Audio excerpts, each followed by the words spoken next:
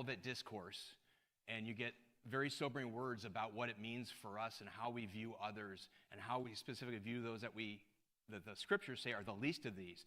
An important piece there, and particularly as we think about jail and prison ministry, when we see that idea of the least of these, it's not because they have lesser value.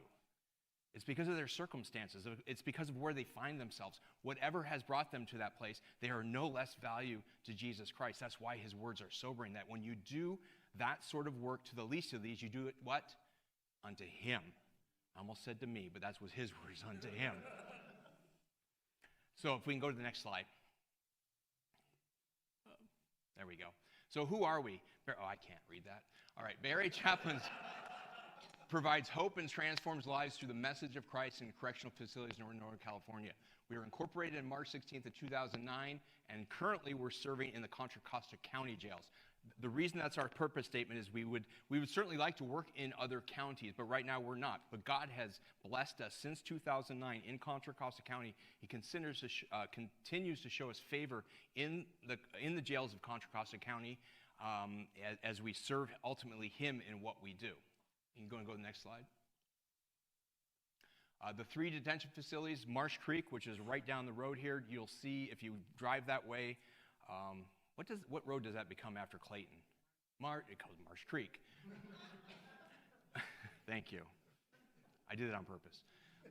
Right after DVR, you'll see the plate DVR, which is a recovery. That's not the jail. A little bit further on, you'll see Marsh Creek. In Martinez, right downtown Martinez, where the courts are, there's a maximum security jail there, which houses, I think, at least 800, but there's only typically probably about 400 to 450 there currently incarcerated.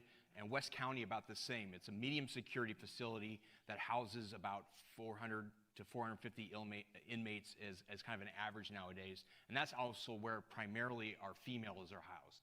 Can you go next slide? What do? We administrate all religious programs. That doesn't mean I all of a sudden take on a new faith. I don't. I'm a minister of the gospel. That's who I am. But I'm the one who gets to do all this. I'm the one who gets to be present. I get to bring the presence of Christ in all I do. We coordinate all volunteer services.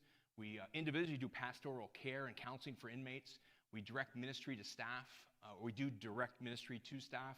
And occasionally we lead services to inmates. Most of the time that is us doing Bible studies. Most of our services are actually done by volunteers. That's my primary job, is to schedule volunteer programs at all 3 facilities. Hebrews 13, that's fine. Thank you. Remember those in prison as though you were in prison with them. That's what we do. Next slide. Holiday ministry, we have baskets of blessing. That's where we provide meals to the families of those who are incarcerated on Thanksgiving. We have Christmas Joy. That's the program that I run, where we we have different churches partner with us to deliver toys to the children of inmates. And Delights for Deputies, and no pun intended, ever since COVID, we buy them gift cards for donuts. I took a second to think, set in.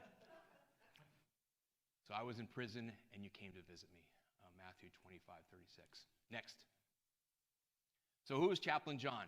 One of the recent things we've got to do is baptize people. This was my first time I've ever baptized someone in jail, and I'm working with someone right now that wants to be baptized. Go to the next slide. Yeah. I'm a husband and father. These are my 4 children and my son-in-law. My son-in-law is right next to my wife and my daughter. Next slide. I'm a grandfather. Aren't they cute? This was this last Easter. And then next slide. More importantly, I'm a child of God. That's who I am. I don't do this unless I'm a child of God, unless I'm someone saved by his grace. That's my foundation.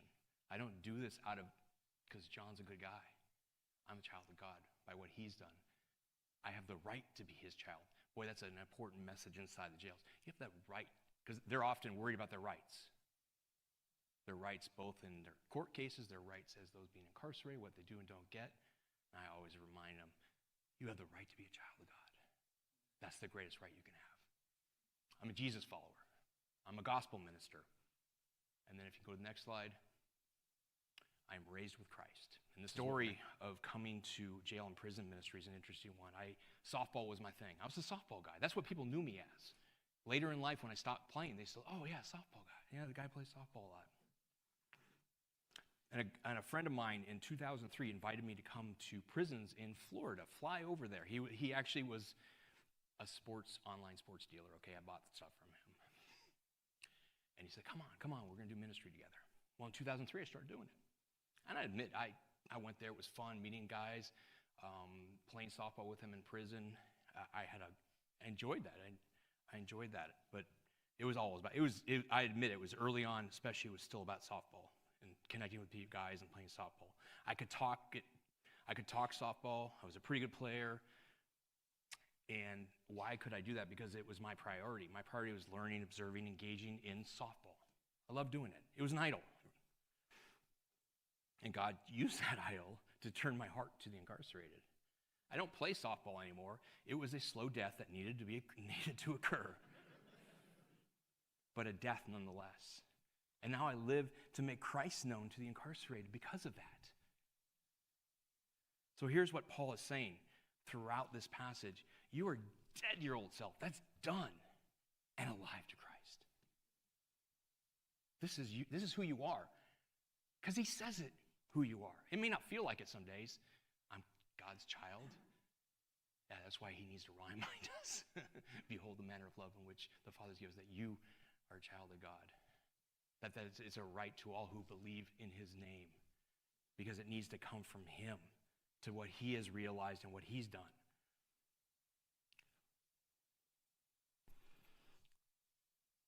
And how do we become more like Christ? Because that's the end game, right?